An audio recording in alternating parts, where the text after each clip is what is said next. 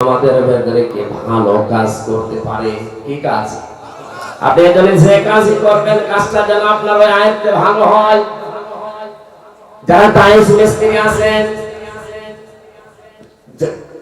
যারা মোজাইক মিস্ত্রি আছেন, যে কোনো কাজ আপনি ছোট মনে করবেন না, ওইটা আপনার জীবনে অনেক বড় কাজ। কিন্তু যতটুকু পারেন সর্বোচ্চ ভালোটা দেওয়ার চেষ্টা করবেন।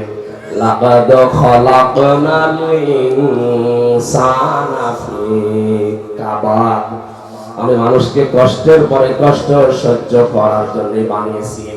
এজন্য আমাদের কষ্ট করা লাগবে। যে যেখানে আমরা আছি ওই জায়গায় কষ্ট স্বীকার করে হলে কাজটা সুন্দর করে দুনিয়ার মানুষকে উপহার দেওয়া লাগবে। ইয়া আইয়ুহাল ইনসানু কাদহান ফামুলাকি। হে মানুষেরা, তোমার রবের কাছে যদি পৌঁছাতে চাও তাহলেও তোমাকে কঠোর পরিশ্রমের মাধ্যমে পৌঁছানো লাগবে। এজন্য পৃথিবীর কোন কাজ যেহেতু ছোট না, যে কাজে আছেন আপনি নিজেকে ছোট মনে করবেন না। মনে করছেন আমি তো দোকানদারি করে, আর একজন ডিসি আছে, একজন এমপি, ওর অনেক বড় না। কাজ তো কাজই। প্রত্যেক কাজ যদি কেউ সঠিকভাবে পালন করতে পারে সে আর সাধারণ মানুষ থাকে না, সে সঙ্গে সঙ্গে আল্লাহর বন্ধু হয়ে যায়। আল্লাহর যদি কেউ বন্ধু হয়, আল্লাহু ওয়ালিয়ুল্লাযীনা আমানু ইখরিজুহুম মিনাজ যুলুমাতি ইলান নূর। ঈমান যারা আনে আমি আল্লাহ তাদের বন্ধু হয়ে যায়। আমার দায়িত্ব হয়ে যায় তাদেরকে অন্ধকারের রাস্তাগুলো থেকে আলোর দিকে, ইসলামের দিকে, জান্নাতের দিকে বের করে নিয়ে আসা। জোরে বলেন সুবহানাল্লাহ। আল্লাহ আমাদের জীবন সফল করার জন্য যে পদ্ধতিগুলো দিলেন, এখন থেকে জীবনে যতদিন হায়াত আছে নামাজের সময় আসলেই নামাজ, নামাজ শেষ আর বসে থাকবো না। নামাজের পরে যাব কোথায়? কাজে। কোথায়? যে যে ধরনের কাজ পেয়েছেন কাজ করেন। ওই কাজে যে সঠিক থাকতে পারলে আপনি আল্লাহর ওলি হয়ে, বন্ধু হয়ে দুনিয়া থেকে বিদায় নিতে পারবেন। আল্লাহ আমাদের তাওফিক দিন। যারা বলেন আমিন।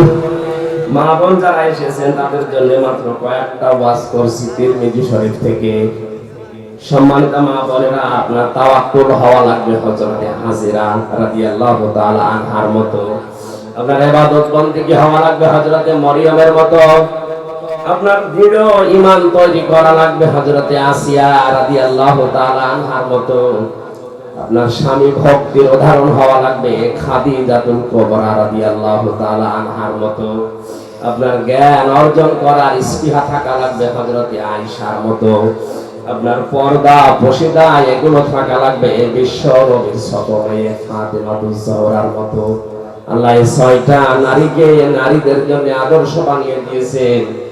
সিরাজগঞ্জ সহ বিশ্বের মা বোনদেরকে ছয়টা নারীকে আদর্শ হিসাবে মেনে চলার তৌফিক দিন আমিন। আমার শরীরের দিকে এবং কণ্ঠের দিকে কাশি যেভাবে হচ্ছে আমি আর কথা বলতে পারছি না। সামনে শরীর সুস্থ হোক, ভালো হোক, পরিবেশ আসলে কথা বলবো। এখন মুসাফির, মজলুম এবং অসুস্থ এই তিনটা বিষয় সামনে রেখে আমরা একটা মোনাজাত করছি। আল্লাহুম্মা আমিন।